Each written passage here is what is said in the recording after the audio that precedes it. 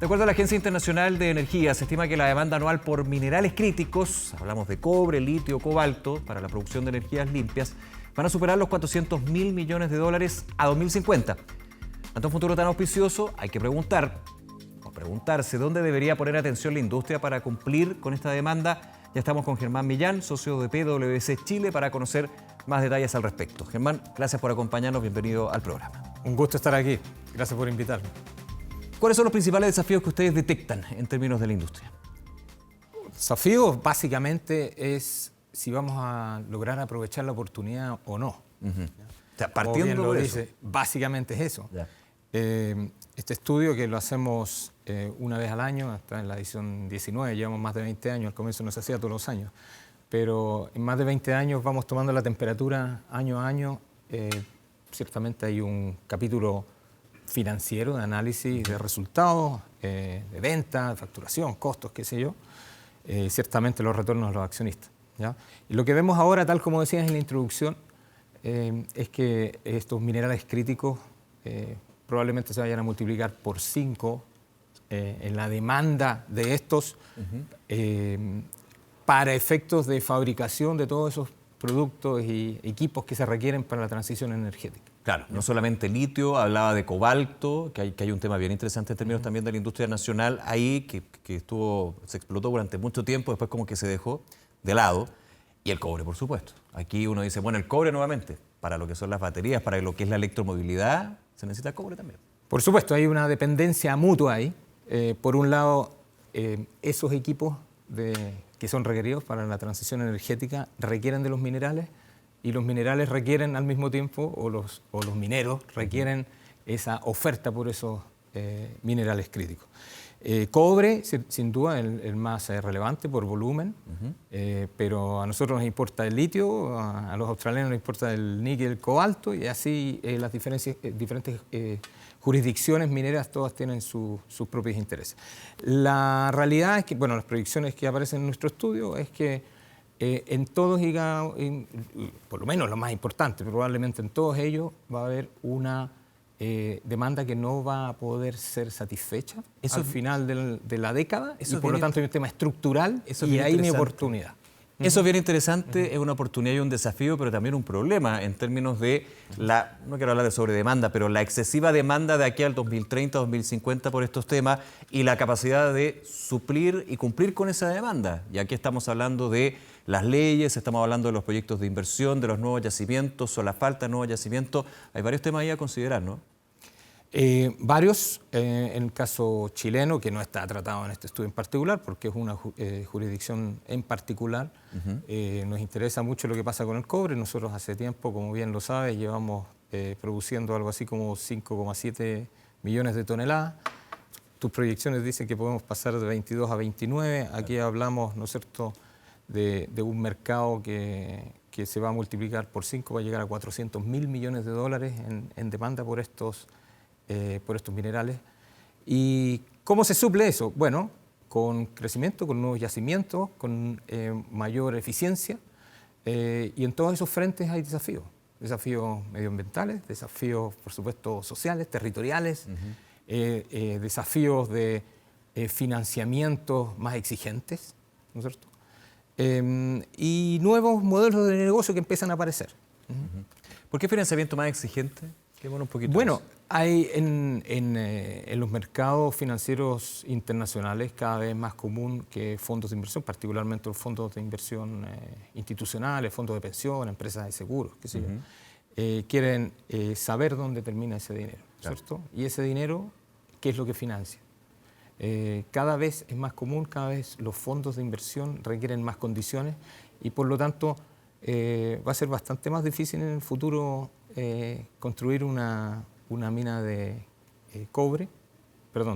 carbón, que es lo que es una mina de litio. Aquí se han ido incorporando las metas y las obligaciones medioambientales y relaciones con las comunidades que hace algunos años no estaban incorporadas finalmente en el producto final y en esa prospección de inversión que podían hacer los fondos de inversiones u otros actores. Digamos, aquí ahora se exige y es parte del anteproyecto muchas veces. O sea, no muchas veces, siempre.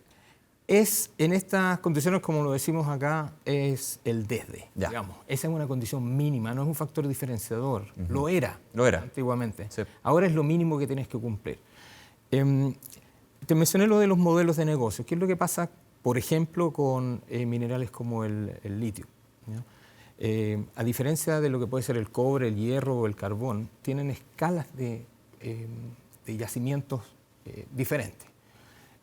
Se están empezando a producir modelos de infraestructura diferentes, de uso de infraestructura compartida, que es más bien la excepción que la regla en los otros casos. Se están produciendo nuevas cadenas y asociaciones aguas abajo con los usuarios últimos. Asociaciones, por ejemplo, entre productores de litio y empresas automotrices, que se quieren asegurar la provisión y quieren asegurar que el precio y el volumen disponible de estos minerales en el futuro para fabricar las baterías o para fabricar las pilas de almacenamiento, por ejemplo. Se están produciendo nuevas asociaciones, a lo mejor con los proveedores de equipo, en formas y concatenaciones que no son las que estamos habituados. Esos modelos de negocio, a lo mejor, que son a lo mejor, es una pregunta, sí, claro, una hipótesis por ahora, noticia en desarrollo, como le gusta decir a usted a los periodistas, a lo mejor estos minerales están mejor posicionados, mejor adecuados o tienen modelos de negocio más apropiados a estas exigencias crecientes de carácter social y medioambiental, regulatorio, transparencia, cumplimiento de normas de emisiones o qué sé yo. Que eso es parte de las tendencias. Tú lo decías, Germán, ustedes con este informe MIND llevan 20 años revisando lo que es el escenario internacional con respecto a la minería y han habido cambios, ha habido también un cambio en la historia, digamos, de la industria a nivel mundial y que obviamente empapa también a la nuestra. Esa es una tendencia. ¿Qué otras tendencias se van evidenciando o cómo van cambiando de alguna manera?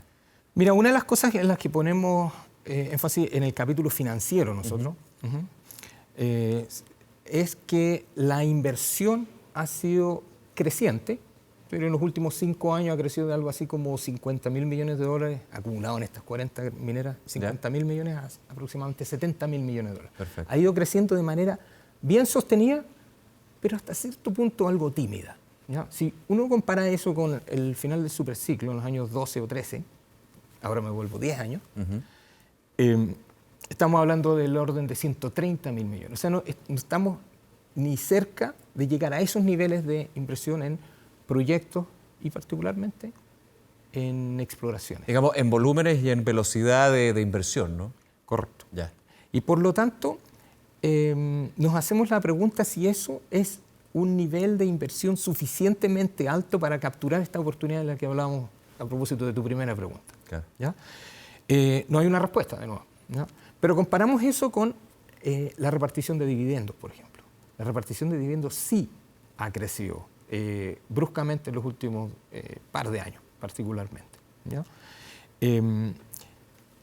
La industria minera ha tenido por muchos años, por su carácter cíclico, que atraer capitales inversionistas en competencia por esos capitales con otras industrias, tecnológica, energía, el sector financiero, lo que sea, ¿no es cierto? Yeah.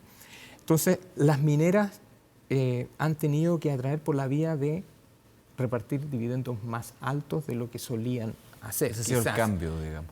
No estoy diciendo que ese sea un cambio estructural, ya. Estoy diciendo que históricamente ha habido esa percepción. Se muestra la evidencia, por lo menos. Y en los últimos años, en los últimos par de años, se ve un salto en los dividendos. Entonces, la pregunta que plantea el estudio es, ¿estamos repartiendo dividendos de una manera sostenible en relación a las inversiones que estamos realizando en exploraciones e inversiones de capital? ¿Se podría hacer más reinversión, digamos, de eso? Es una pregunta. Ya. Lo sabremos a lo mejor en 5 o 10 números más. Claro. Si ese balance estaba bien alcanzado o había un desvío en favor del retorno de corto plazo versus la inversión de largo plazo. Es un tema que vale la pena discutir y que vale la pena estudiar, por eso lo planteamos nosotros en este estudio, y que probablemente vaya a tener en el futuro una incidencia, claro, ¿no es cierto?, en la capacidad para aprovechar o no esa oportunidad que nos plantea esta década por delante. Germán, como siempre, muchísimas gracias por acompañarnos a PwC con este estudio y con estas tendencias y desafíos. Que te vaya muy bien. Muchas gracias por la invitación. Espero que la audiencia haya recibido algo útil también. Estoy seguro que sí. Gracias, que te vaya bien. Gracias. No olvides suscribirte a nuestro canal de YouTube.